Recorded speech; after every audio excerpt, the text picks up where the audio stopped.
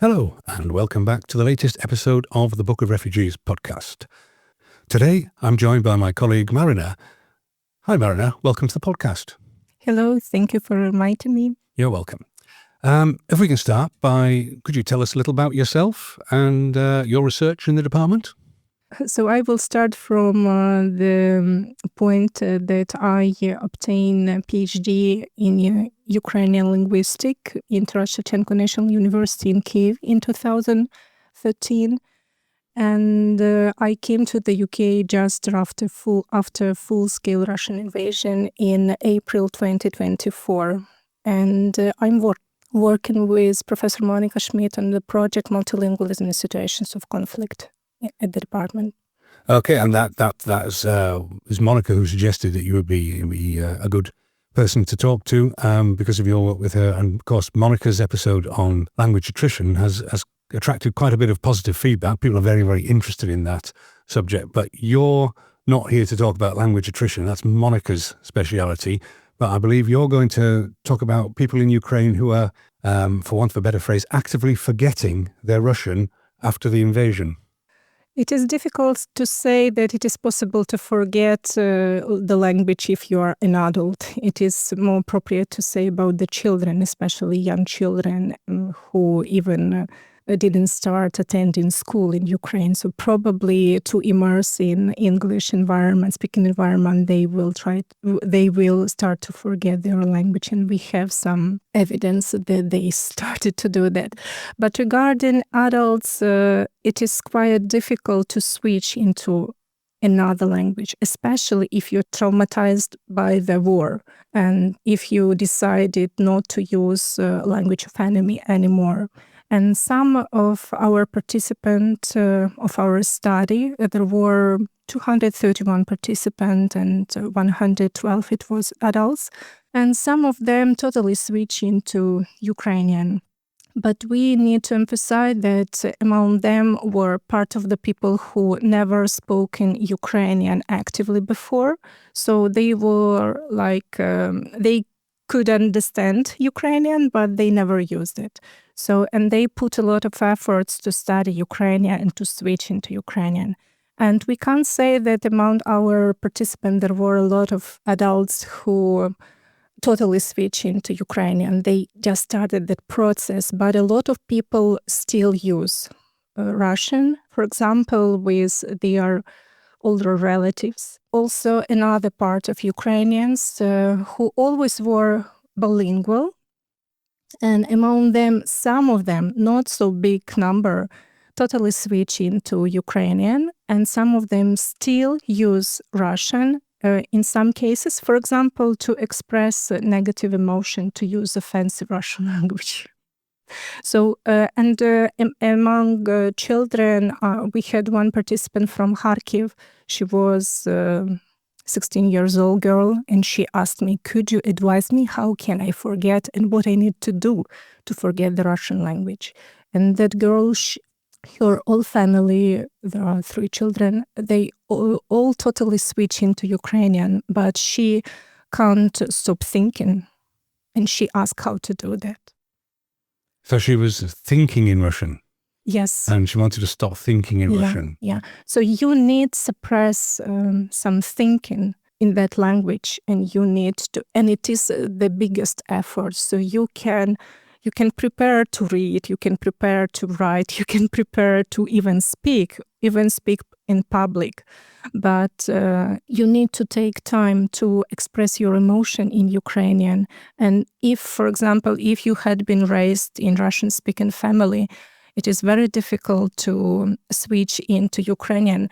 All positive emotions, everything was like some children's songs and everything was in Russian. Your mother talked to you in Russian, and it takes time to know how to express your deepest emotion, your love, for example, in Russian. It is not so easy. And as the Ukrainian and Russian, it is close language. It is one Slavic family languages.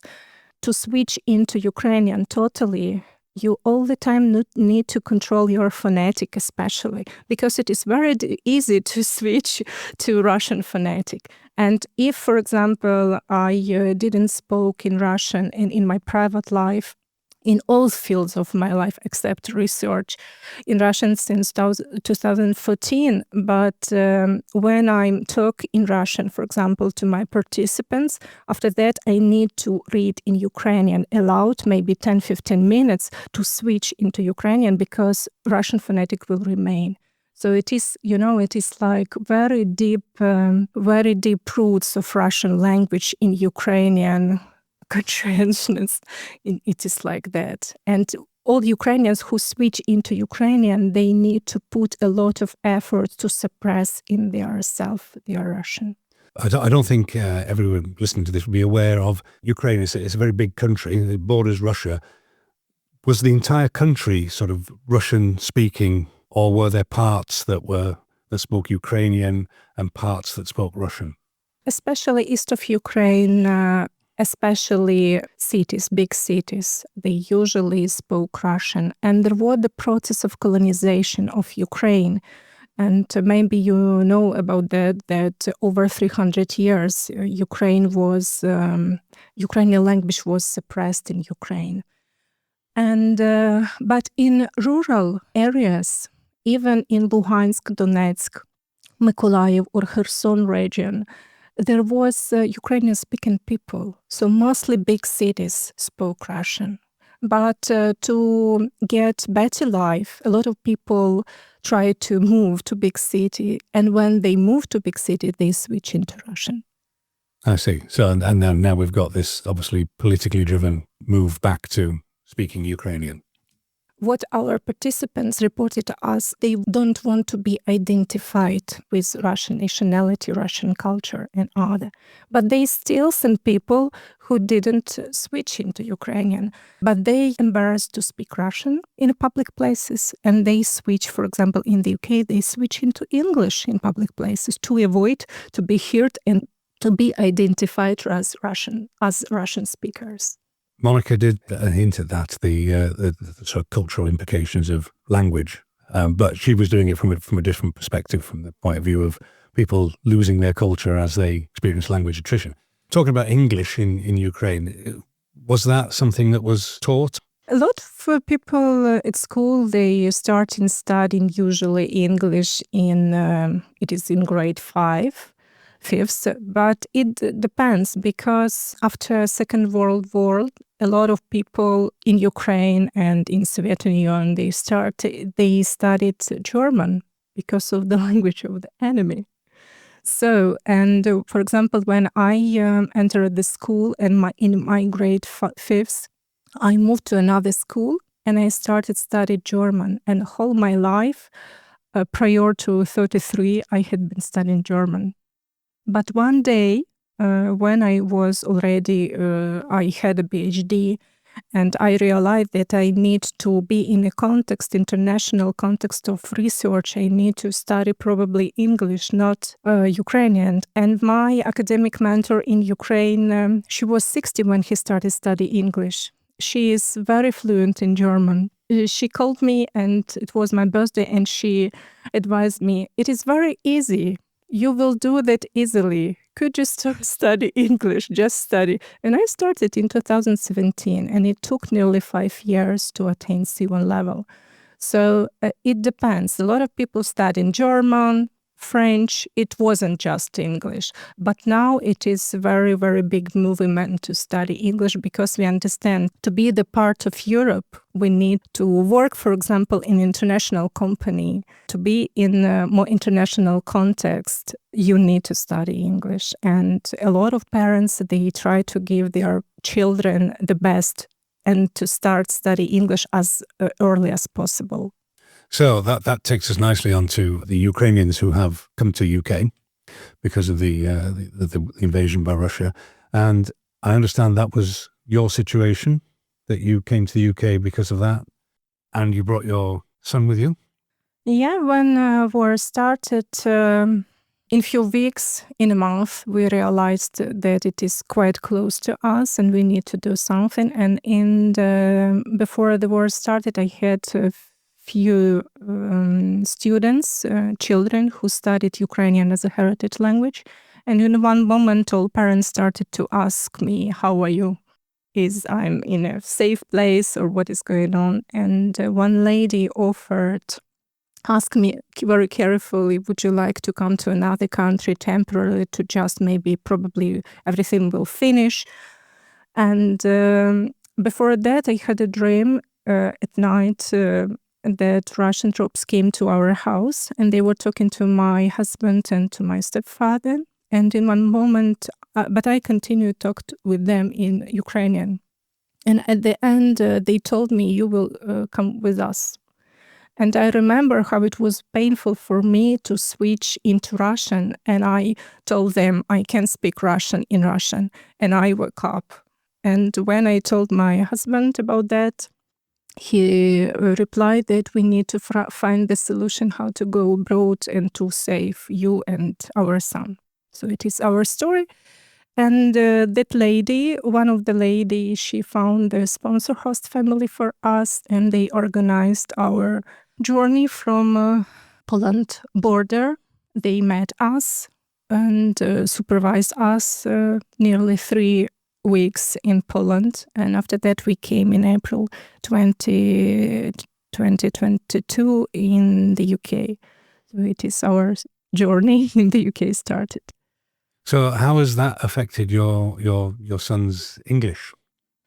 When he came into the UK, he's already studied English since he's 5. When we came, he was 7. And he easily adjusted to school, but mentally, psychologically, his well-being wasn't very good.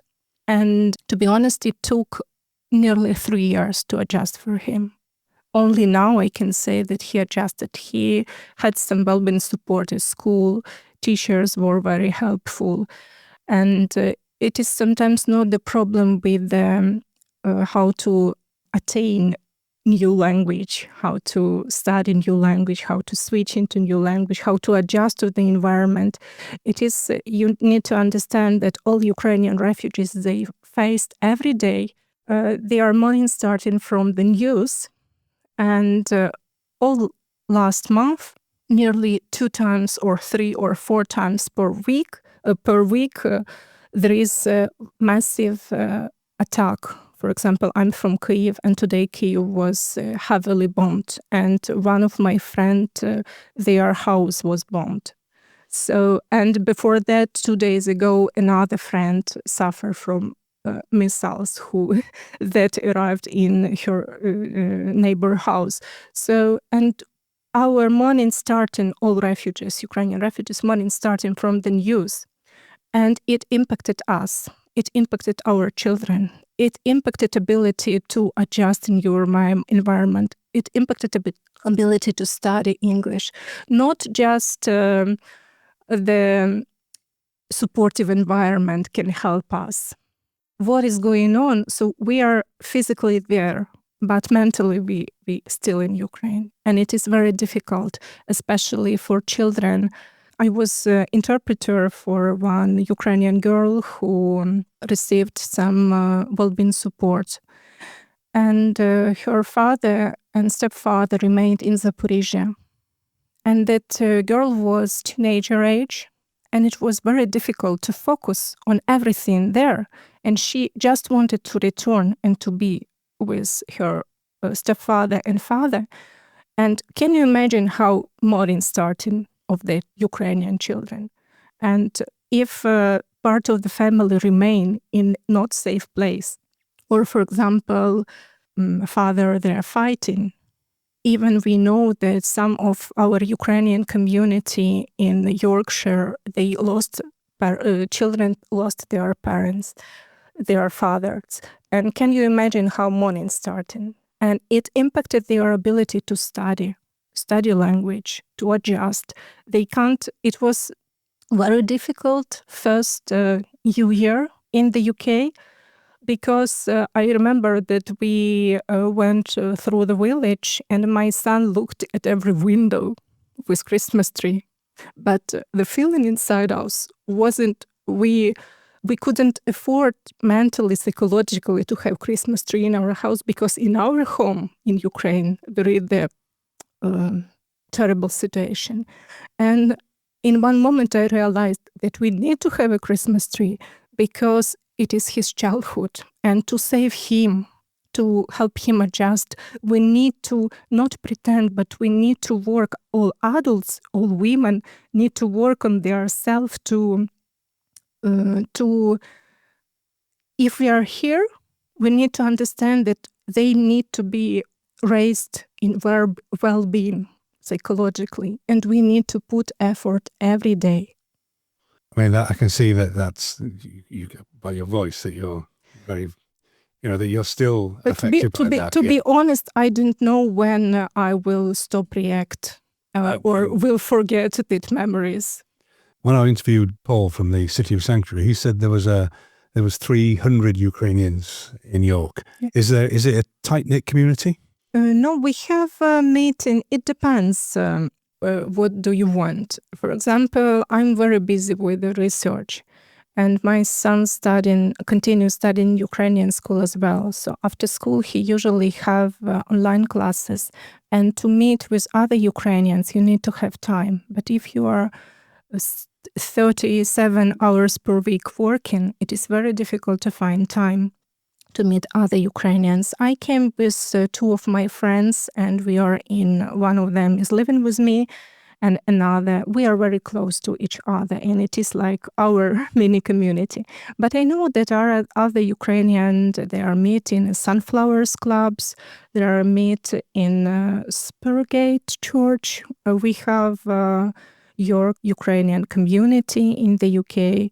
A lot of people, they are communicate regularly. For example, every year in York we have Vyshivanka Day. It is traditional Ukrainian embroidery short day, and City of York Sanctuary, they organized event for all Ukrainians, and a lot of people come in their traditional Ukrainian shirt. So we have some events. Sometimes we have some musicians. We had event with Moisei Bondarenko. He is a fighter, but he's playing violin, and it is amazing music. And we had event in the Spurgate Church as well. So we everyone live our own life. But if we have some special days like Ukrainian Embroidery Day, or independent of Ukrainian, we try to meet with each other. Because to live there, we need to work. And it is our priority to give what we can give for our children. So I appreciate this is probably a difficult question, but have you thought about the future? It is difficult to think about the future, especially if most of Ukrainians have a time-limited visa. So now they can extend it just for 1.5 years. And what will happen next? There is 34,000 Ukrainian children, and most of them will need to return to Ukraine. We hope after war will finish, and they will need to adjust to life in Ukraine again. So it is very difficult to think about the future for us. I realize it was a difficult question, but I was just interested because the sheer number, like I say, 34,000 Ukrainian children, that's the next generation, which will be needed. I've just noticed we're out of time. If you've enjoyed this podcast and would like to know more, point your browser to the University of York webpage, york.ac.uk, and search for Book of Refugees. If you'd like to contribute, or even better, appear on the podcast, please use the contact page. So all that remains for me now is to say thank you, Marina, and thank you for listening. Goodbye. Bye.